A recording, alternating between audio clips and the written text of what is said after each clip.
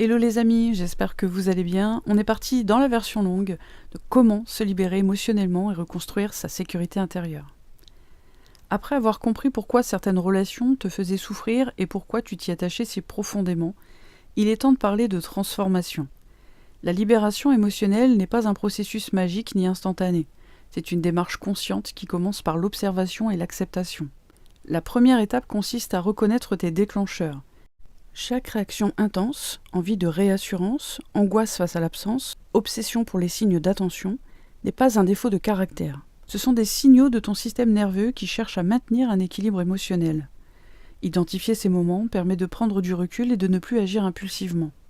Ensuite, il faut accepter tes émotions telles qu'elles sont, sans les juger et sans te sentir coupable de les ressentir. La colère, la tristesse, la peur ou le manque sont des réponses naturelles à la douleur et aux blessures passées.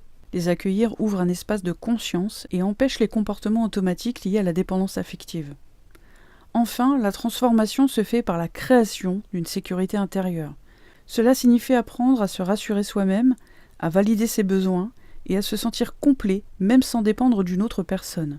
À travers des pratiques concrètes comme le journaling, les rituels symboliques, la respiration consciente ou la visualisation, il devient possible de reconstruire un centre émotionnel stable. Lorsque cette sécurité intérieure se développe, les relations changent naturellement.